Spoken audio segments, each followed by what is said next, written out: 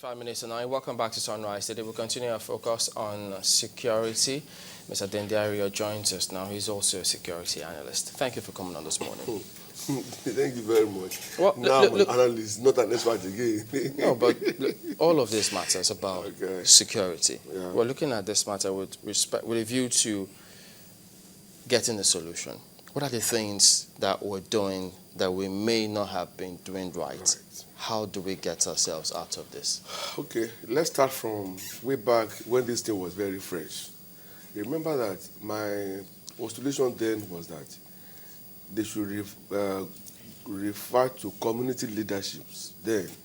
That there's no area of human existence where you will not have leaders or people of authority by virtue of their religion, wealth, or standing in society. They could have stemmed the tide then, but nobody paid attention to that. But how about now? Will that theory still work? It may not work anymore. Why? Because things have gone pretty out of hand. One. Number two, as far as I'm concerned, the influx of foreigners now, has also worsened matters. If you want to know, if you have lately been to the north or the concerned areas, you will see people from Niger, from Mali, and all such countries. That has always been the case. Now, what I'm saying, listen to me. We do get reports that they've killed 200 insurgents, 300 insurgents. Before you know, another mass of insurgents will go somewhere and wreak some havoc. You want to ask yourself, are they multiplying in geometric progressions? Okay? So it's really bigger than what it was. For us to move forward now, one area we must critically look at is our border positions, particularly between us and Cameroon. I may not have proof, but I can conveniently tell you that in all of this, there's complicity as far as Cameroon is concerned. I can tell you the girls we are looking for, they are not in Nigeria. How can you say that for sure? Yes, I can tell you because, they said they were taken to Sambisa, wherever, or Goza, all those places.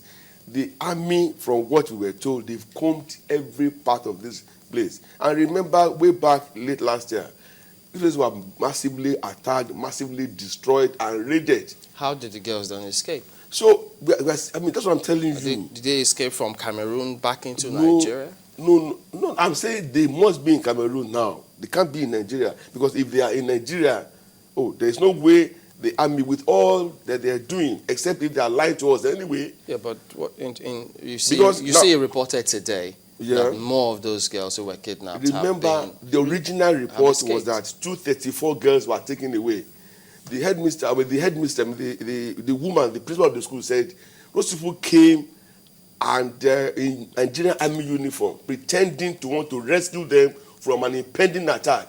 So voluntarily and willingly, they assisted them to load the girls into the vans. Yeah, I'm looking at your theory that they should be in Cameroon by now. Yeah, those who said some have escaped, they have returned. Unfortunately, we don't have access to those who have returned. Otherwise, they will tell you, we have come from this far or from which city. The initial group that escaped, they mentioned a border town. I can't remember the place now. The first 14 that escaped. And these other ones now that escaped.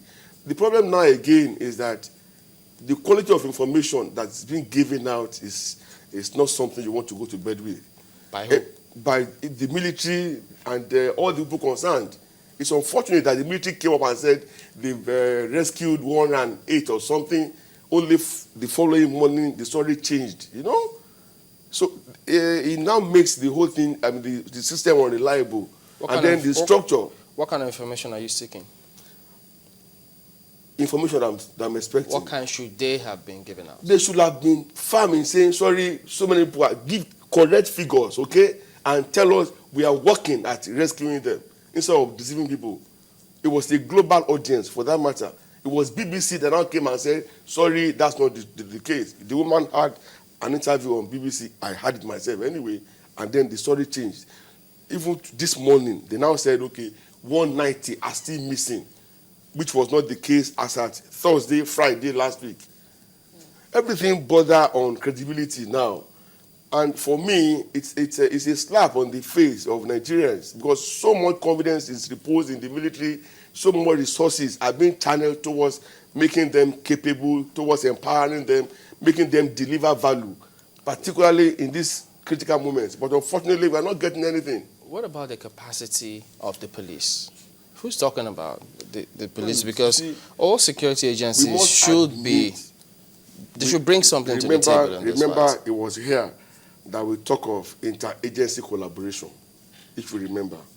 But it is possible in theory. In reality, do they truly engage themselves? That's one. Number two, this is not a civil issue. This is a war situation. Whether we like it or not, Nigeria is at war. Okay? So policemen are not trained to fight wars. They are only trained to quell civil routes. To that extent, they are handicapped. Don't also forget that the military rule that we've had for a very long time already emasculated the Nigerian police. They are just they're trying to find their feet. The police is just being rebuilt. It's not there yet. Nigerian police is not there yet. So they do not have the capacity to face a kind of situation such as Boko Haram. Do you want to react to what our earlier guest did say? Because I don't know if you heard him. And no, I didn't hear him. Some of the things that he said about if this is a ploy, because he's a journalist, he's also from the Northeast. He talked about the suffering of the people, in that situation. Some people will say that that is something that will most likely happen in a situation of violence, insecurity, and a place where a state of emergency has been declared. Is it possible for reconstruction to be going on while, we're waging this war? Is it possible? Unfortunately, you cannot be running and be thinking.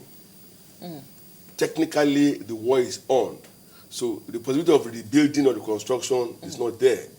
In any case, who will want to go? I mean, if I'm asked to come over there and work, I will not go because the grounds are not safe for any meaningful development to take place. And in any case, if there is no peace, there cannot be development.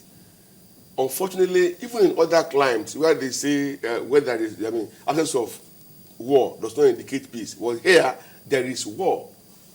To the extent that the North, and I'm saying this with every responsibility, there has been a catalogue of crises like this that border on religion or whatever in the time past.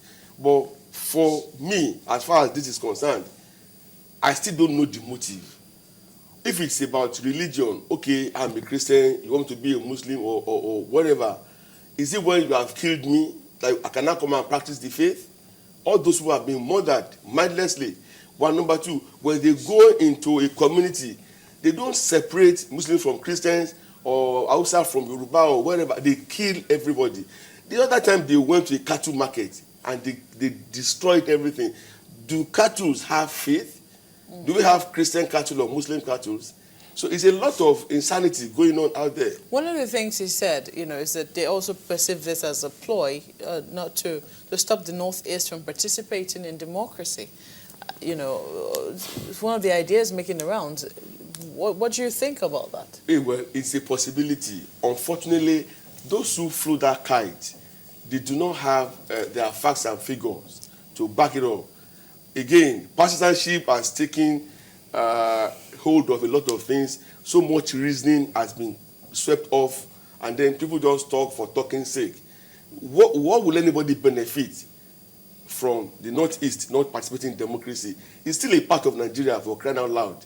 There has not been any exception or whatever. Okay, and for me, like I said, we must begin to look at Cameroon. And if it means the government getting across to France to call them to order, nobody can convince me that the government of Cameroon, the government in Cameroon today, is not supporting Boko Haram. Why would they do that?